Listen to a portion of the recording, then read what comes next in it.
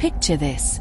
You are crouched behind a sandstone pillar in the inner sanctuary of a New Kingdom temple, the air heavy with the scent of burning frankincense and the metallic tang of blood. The flickering light of oil lamps casts grotesque shadows across walls carved with hieroglyphs depicting gods and kings entwined in acts both sacred and profane. Your eyes dart across the chamber where Pharaoh sits atop a throne of gold, his presence more god than man, radiating authority that makes your knees tremble. Priests and priestesses move through the shadows, their robes brushing the polished stone floor, murmuring chants that blend devotion with something far more unsettling. The sound of water dripping from alabaster basins echoes like a heartbeat through the vaulted chamber, and you realize that each drop marks another moment of someone's fear, their secret humiliation. The pharaoh gestures subtly, and a young woman steps forward, chosen not for her beauty alone, but for her connection to power, her bloodline, her family's obedience. You watch, frozen, as the rituals unfold. Sacred dances entwined with acts that mortals are forbidden to speak aloud, sexual ceremonies justified in the name of divine order, where the boundaries between worship, pleasure, and cruelty blur. Incense smoke curls around your face as whispers of forbidden liaisons, incestuous unions, and the pharaoh's private indulgences tickle your ears. Even the gods carved in stone seem to recoil, their eternal faces twisted into expressions of silent horror. This is not legend. These are the secrets the Nile hides in the shadows of gilded temples. These are the pleasures and horrors that shaped dynasties, corrupted sacred rites, and demanded loyalty enforced through both reverence and fear. Welcome back to the Hollow Throne, where we descend into the hidden chambers of history's most forbidden acts. Today, we unravel the dark sexual world of Egypt's pharaohs, where pleasure was law, fear was worship, and immortality demanded obedience to every desire, no matter how twisted.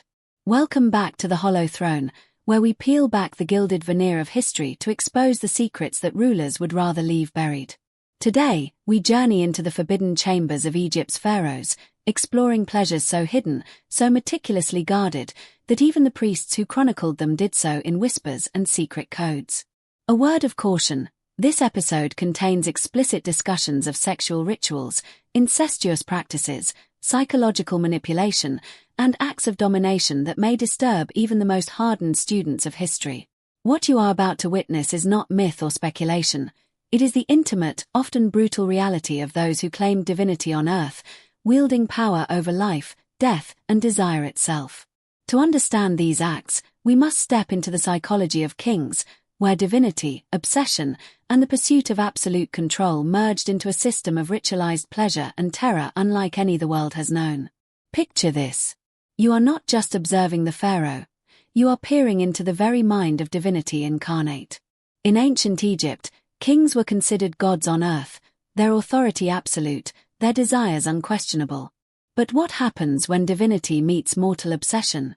When a ruler is taught from childhood that every instinct, every appetite, is sanctioned by cosmic law. The pharaohs were educated not only in statecraft and warfare but in the ritualized manipulation of the body and psyche. From an early age, princes witnessed ceremonies where sexual acts were inseparable from religious devotion. They learned that pleasure could be used as a tool of loyalty, fear, and control, that obedience could be extracted not through punishment alone, but through fascination and compulsion. Modern psychology tells us that exposure to power and secrecy at a formative age can distort moral development, creating rulers capable of acts both brilliant and horrifying. For the pharaoh, sexuality was never private. It was a weapon, a spectacle, and a sacrament. It was both worshipped and feared, and understanding this is key to unraveling the hidden pleasures of Egypt's most notorious rulers. Section 4. Origin Story: A Cultural Roots, 450 words. Picture this. You are standing at the edge of the Nile at dawn, the mist curling over the water like a veil between the mortal and divine. The sun rises, spilling gold across temples and tombs, illuminating carvings that tell stories older than memory. Here, in the land of Egypt, sexuality and divinity were inseparable. The pharaoh was not merely a ruler, he was the living embodiment of gods, Horus on earth, son of Ra, master of life and death. To touch the pharaoh was, in theory, to touch a god. To deny him was sacrilege. From the earliest dynasties, Egyptian culture intertwined fertility, procreation, and cosmic order. Hathor, goddess of love and pleasure, was worshipped in rituals where ecstasy became sacred, and sexual union was a symbolic reenactment of divine creation. Isis and Osiris demonstrated that even gods could transgress boundaries. Osiris's death and resurrection, Isis's seduction of her deceased husband, these myths framed sexuality as both powerful and taboo, a tool to assert control over life, death, and the afterlife.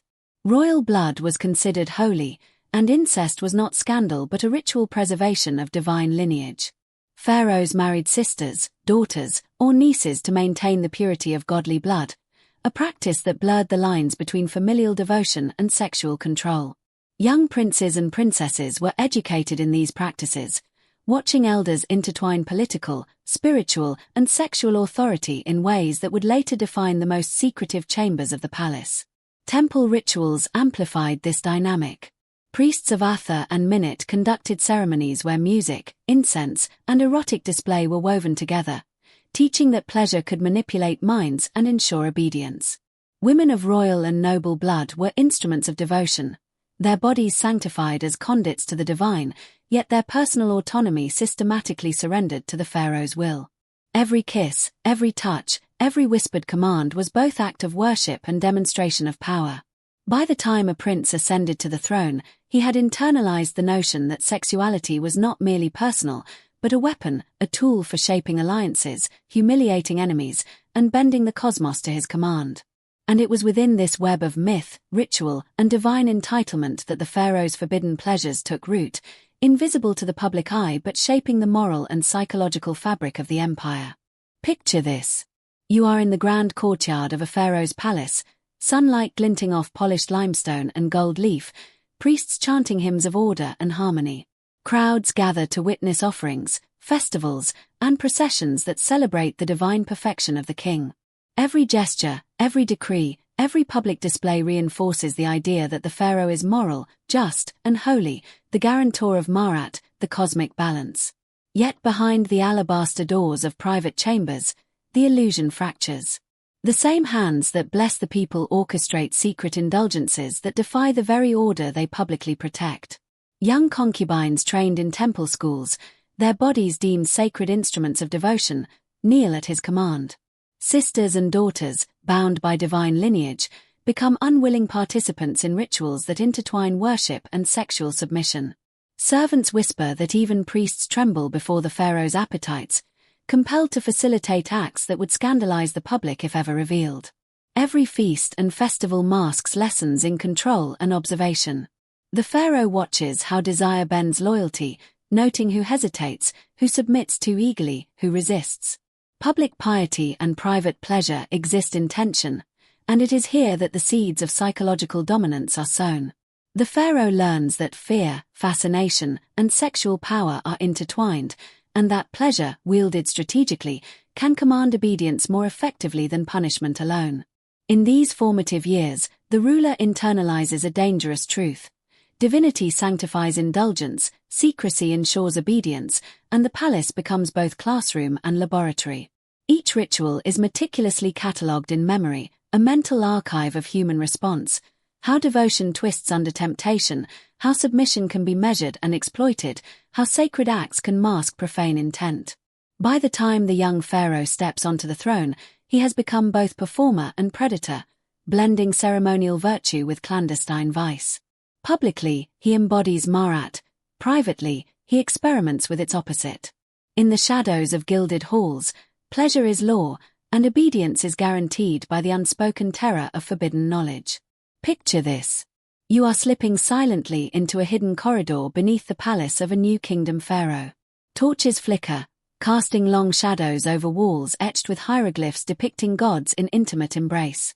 The scent of frankincense mingles with something far more primal, the subtle, metallic tang of anticipation, fear, and the unspoken. Beyond the carved doorway lies a chamber where only the pharaoh may enter freely, a sanctum designed to blend worship, power, and forbidden indulgence. The rituals begin at twilight. Priests of Hathor and Minit lead young women into the chamber, chosen not merely for beauty but for their lineage and the political leverage their families represent. Their training has prepared them to move gracefully, chant sacred hymns, and endure tests of obedience, Yet nothing prepares them for the blurring of devotion and exploitation that awaits. Here, sexual acts are not spontaneous, but ceremonial. Every touch, every kiss, every whispered word is measured, observed, and noted. The Pharaoh experiments, cataloguing the effects of humiliation, desire, and fear on the human mind, transforming pleasure into a weapon of absolute control. Sisters of the Pharaoh, bound by royal blood, are elevated to divine status in public, yet in private they are instruments for the king's experiments. Ancient records hint at incestuous rituals conducted under the guise of religious necessity, acts meant to replicate the cosmic union of gods and reinforce the pharaoh's claim to divinity. One sister may be made to participate in ceremonies where her body becomes a conduit for sacred energy. Another is forced to observe, her mind a laboratory for understanding obedience, shame, and complicity. Each ritual is a carefully choreographed interplay of worship, domination, and observation, designed to train the mind in servitude while elevating the pharaoh above both morality and mortality. Beyond the palace, temples are spaces of hidden debauchery. Festivals of Hathor involve erotic dances and symbolic reenactments of divine unions, where the lines between human and godly pleasure dissolve. Participants chant hymns to fertility, pleasure, and cosmic order, while private alcoves host acts that mirror mythological seductions. Isis seducing Osiris, Hathor compelling worshippers through ecstasy. The pharaoh and select priests use these moments to exert influence, bending nobles, soldiers, and priests to their will through shared secrets and fear of exposure. Even death cannot absolve the sacred from the profane. Embalming rituals occasionally incorporate sexualized symbolism. The body becomes both vessel of eternity and instrument for demonstrating divine mastery over life, death, and desire. Tombs of pharaohs reveal imagery of eroticized power, statues of the king entwined with queens and goddesses, blurring the line between worship and the eternal performance of dominance. Every ritual, every temple act, every private indulgence serves a purpose beyond pleasure. It reinforces the pharaoh's absolute authority, ensuring that every subject, from the highest priest to the humblest servant, understands that obedience is entwined with desire, fear, and devotion. By mastering both the spiritual and the sensual, the pharaoh wields a power that is total, a terrifying fusion of divinity, sexuality, and psychological domination that leaves no one untouched, no social bond untested, and no mind unshaped. Picture this. You are a court official in the heart of the palace, watching as opulence masks rot. Golden walls gleam under torchlight, but whispers of horror echo in hidden corridors. The pharaoh's indulgences, once secret, begin to leak beyond the sanctum, reaching the ears of priests, nobles, and foreign envoys. Fear and fascination ripple through the elite, blending reverence with dread. Even the most loyal courtiers begin to tremble. Servants tasked with facilitating ritualized pleasures grow uneasy, their obedience tempered by terror and moral conflict. Families of those chosen for temple rituals whisper in shadows, plotting ways to protect daughters, sisters, and wives. The carefully constructed veneer of divine authority cracks as the pharaoh's acts, once hidden, become impossible to ignore. Political stability begins to fray. Nobles, once awed by the pharaoh's combination of sacred status and personal magnetism, now see that devotion carries increasingly unmanageable risks. Religious leaders, forced to sanctify what they know is perversion, question the legitimacy of the throne.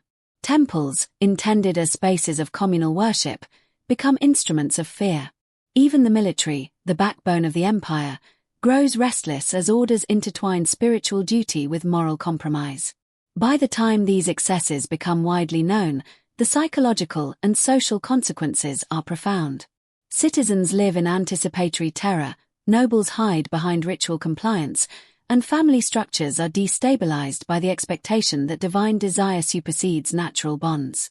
The very systems designed to uphold order, religion, kinship, governance, become instruments of submission, ensuring that fear and fascination govern behavior rather than loyalty or law. What emerges is a paradox. Absolute power and secret indulgence initially reinforce dominance, but the very secrecy and extremity that sustain it sow the seeds of instability. Forbidden pleasures, carefully wielded as tools of control, begin to destabilize the moral and social fabric that legitimizes the ruler. The pharaoh's hidden appetites, once instruments of divine authority, become a liability, threatening not only the dynasty but the empire itself. Picture this. You are walking through the ruins of a temple long abandoned, the air thick with sand and time. Carvings once celebrated the pharaoh's divine sexuality, but now the imagery reads as a cautionary tale, a civilization's attempt to immortalize power while hiding its darkest indulgences. The pharaoh's forbidden pleasures did not vanish with death. They left a legacy woven into the social, religious, and psychological fabric of Egypt. Royal successors inherited more than a throne. They inherited a blueprint of secret indulgence intertwined with authority, a model demonstrating that divinity sanctioned acts beyond moral constraint. Princes and princesses learned that desire could manipulate loyalty, that fear could enforce obedience, and that secrecy could hide transgression while magnifying power. The court, trained by years of complicity, became adept at concealing horrors while performing public piety. For ordinary citizens, the effects were subtler but no less profound. Stories of secret rituals, whispered in corridors and marketplaces, created a culture of fear and fascination. Social bonds weakened as families internalized the lesson that defiance of divine will, even if private, could have catastrophic consequences. Loyalty and morality were reframed not in ethical terms, but in terms of survival, secrecy, and obedience to the hidden desires of rulers. Psychologically, the civilization endured trauma. Women and children involved in rituals, willingly or not, carried memories that shaped marriages, parenthood, and governance for generations. Nobles learned to mask fear behind reverence, creating a society skilled at hiding moral distress while participating in systemic oppression. Religion and culture became intertwined with psychological manipulation, ensuring that even after the pharaoh's death, his methods of domination persisted in subtle forms.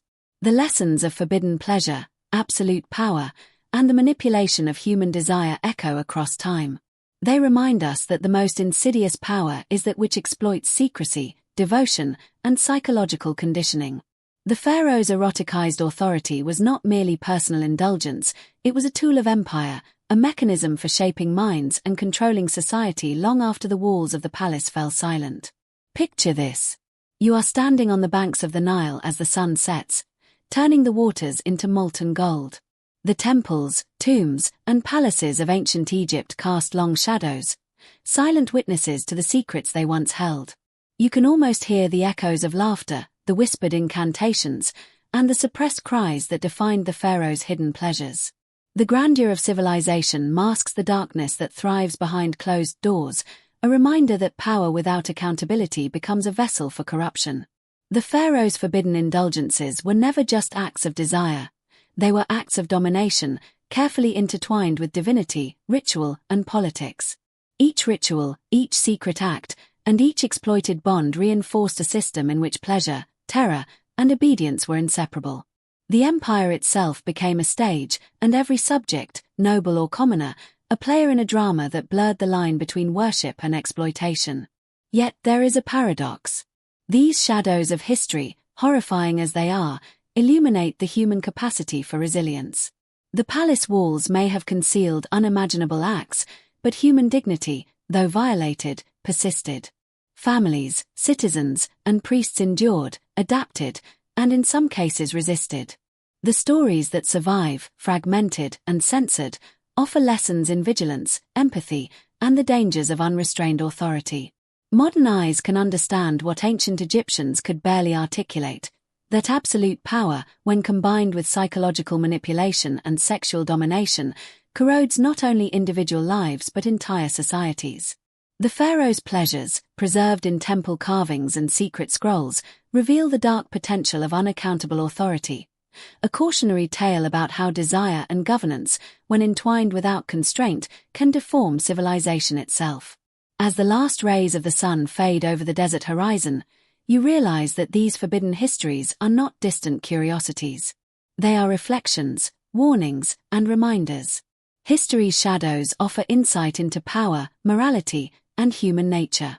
To witness them is to understand that vigilance, transparency, and accountability are the safeguards against repeating the sins of the past.